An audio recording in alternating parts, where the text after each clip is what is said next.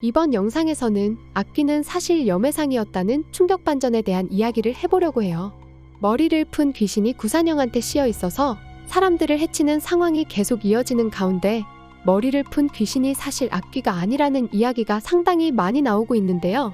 그래서 머리를 푼 귀신이 아니라 다른 쪽에 악귀가 있을 거라는 생각을 해보게 만드는 것 같습니다. 가장 유력한 악귀 후보로는 벌써부터 불길한 느낌을 풍기고 있는 나병이가 있는데요. 나병이는 자기를 찾아온 염해상을 내쫓으면서 머리를 푼 악귀에 대해서는 한마디도 해주지 않았습니다. 이런 부분을 보면 나병이가 뭔가를 숨기고 있는 건 확실한 상황인 것 같습니다. 하지만 나병이보다 더욱 충격적인 반전이 될 수 있는 건 쫓아낸 나병이 쪽이 아니라 쫓겨난 염해상 쪽이 악귀인 것을 밝혀지는 상황인 것 같습니다. 염해상이 악귀라고 밝혀지면 지금까지 해명되지 않았던 수많은 미스터리들이 순식간에 해결될 것 같아요. 염해상이 악귀라고 생각할 만한 포인트가 여러 가지 있었는데요. 어린 염해상한테 머리를 푼 귀신의 그림자가 보였잖아요. 염해상이 문을 열었을 때 염해상의 엄마는 안 된다고 소리쳤지만 이미 염해상이 문을 열어버린 후였습니다. 그때 염해상은 자기 그림자의 머리를 푼 귀신의 그림자가 일렁이는 것을 보았고 엄마가 귀신의 손에 끌려가는 것을 지켜볼 수밖에 없었어요. 그 사건이 있은 후 어린 염해상은 민박집에서 멀리 떨어진 곳에서 발견됐습니다. 이때 이미 염해상한테 머리를 푼 귀신이 붙어 있었다고 볼 수 있는데요. 지금은 그 귀신이 구산영한테 옮겨간 것 같은 상황이지만 거기에 옮겨간 건 머리를 푼 귀신의 조각일 뿐이고 본체는 염해상한테 남아있는 걸지도 모른다는 생각이 들었습니다. 이번 6회에서 집으로 돌아온 염해상의 이야기가 추가됐는데요.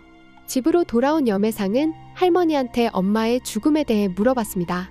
엄마가 돌아가시기 전에 이상한 물건들을 묻고 있는 걸 봤다고 했는데 나병이는 그딴 건 발견되지 않았다고 했습니다. 염해상은 엄마가 왜 자기를 데리고 거기까지 갔는지, 엄마는 왜 죽었는지에 대해 의문을 가졌지만 나병이는 그걸 왜 나한테 묻느냐고 하면서 엄마랑 같이 있었던 건 너지 않느냐고 반문했습니다. 염해상은 그 이후로 자꾸 이상한 게 보인다고 했어요. 염해상이 지금 귀신을 볼 수 있는 능력이 생긴 건 머리를 푼 귀신에 들린 이후라는 이야기죠. 사실 귀신을 볼 수 있는 능력이 있다는 것 자체가 이미 정상적인 범주의 인간이 아니라는 의미처럼 느껴집니다. 어쩌면 귀신에 들려있기 때문에 귀신을 볼 수 있는 능력이 있는 게 아닐까 하는 생각이 드는데요.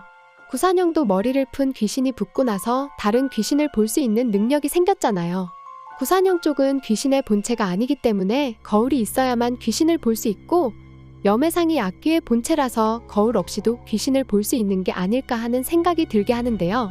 염해상이 계속해서 구강모를 만나고 싶어 했는데 피했던 이유도 염해상이 악귀라서 그랬던 걸지도 모르겠습니다. 구강모는 염해상의 엄마한테 금줄할머니를 소개해준 사람이잖아요. 구강모는 염해상이 악귀라는 것을 알고 있었고 그래서 계속해서 만나고 싶다는 요구를 했는데도 염해상과의 만남을 피하고 있었던 거죠. 만약 염해상이 악귀였던 걸로 밝혀지게 된다면 정말 엄청난 반전이 될 것 같네요. 구산영과 염해상이 지금까지 악귀의 이름을 알아내기 위해서 노력했던 것들이 전부 악귀의 의도대로 흘러가고 있는 것이었고 결국 악귀의 소나귀에 놀아나다가 최종적으로 반격을 가하는 스토리가 나올 수도 있을 것 같습니다. 진짜 악귀의 정체가 미궁 속으로 빠질수록 더욱 흥미진진해지는 악귀라서 다음 이야기가 정말 궁금해지네요. 여기까지 리뷰소녀였고요. 구독 꾹 해주실 거죠?